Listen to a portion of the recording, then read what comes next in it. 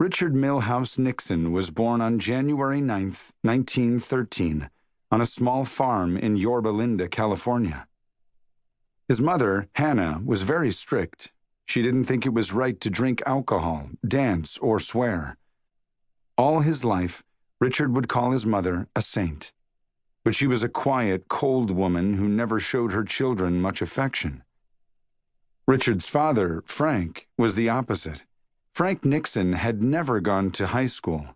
He was a loud man who bullied his sons, but he loved to discuss politics with young Richard.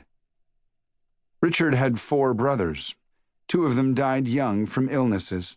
Richard, the second oldest, was extremely smart. His teachers skipped him ahead from 1st grade to 3rd. He also loved music from an early age. He took piano and violin lessons, and he later learned to play the clarinet, saxophone, and accordion. When the family farm failed, the Nixons moved to Whittier, California. Richard was 9 at the time. His father opened a gas station and grocery store in town. Every day before school, Richard had to get up at 4 to buy vegetables for the store. In high school, Richard got excellent grades. He tried hard to fit in, but he was shy, clumsy, and not very popular.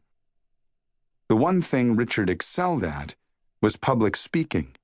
He was a star of the debate team. In a debate, 2 people take opposing sides in discussing an important issue. He also had a part in the school play.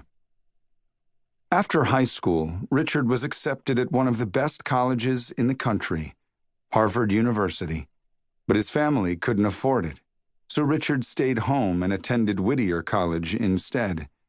The students from the richest families belonged to a club called the Franklin Society. When Richard tried to join it, the Franklins rejected him. Hurt by being snubbed, Richard formed his own club.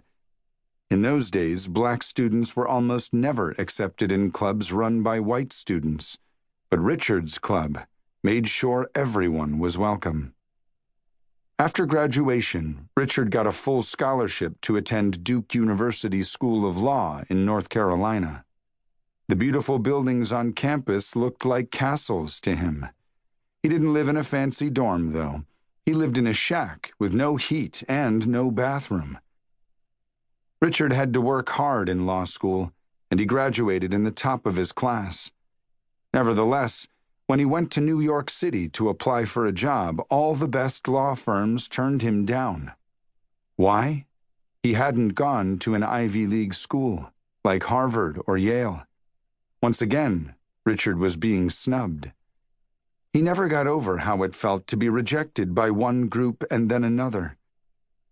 In 1937, Richard went home to Whittier and fell into a slump. Now what? How could a smart young man make a name for himself if no one would give him a chance? Chapter 2. Toughening Up. Richard Nixon was a fighter at heart, so pretty soon he was back on his feet. Nixon believed that it didn't matter how many times he got knocked down. What mattered was getting up again. He got a job at a law firm in Whittier. In a little more than a year, he was a partner with his name on the door. He became well known in town and well respected. For fun, he got involved with an amateur theater group. One day, he saw a beautiful redhead named Pat Ryan. Richard fell in love with her and asked her out on a date. "I'm very busy," Pat said. "You shouldn't say that," Richard joked, "because someday I'm going to marry you." Pat just laughed. She kept turning him down, but he wouldn't give up. In time, they started dating. Sure enough, on June 21st, 1940, they were married. In December of the next year, the Japanese bombed Pearl Harbor, Hawaii. It meant that the United States was going to war. Richard and Pat Nixon moved to Washington, D.C. He had lined up a job working for the government, but after 8 months, Richard Nixon wanted to do more than just sit at a desk. He wanted to help the United States win World War II. So Richard joined the Navy as an officer. Eventually, he was sent to an island in the South Pacific.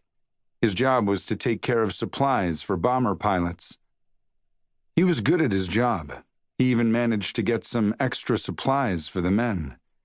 Nixon set up a hamburger stand with free beer and burgers. His nickname was Nick Nixon, so he called it Nick's Hamburger Stand. Later, Richard would be called Dick by all who knew him.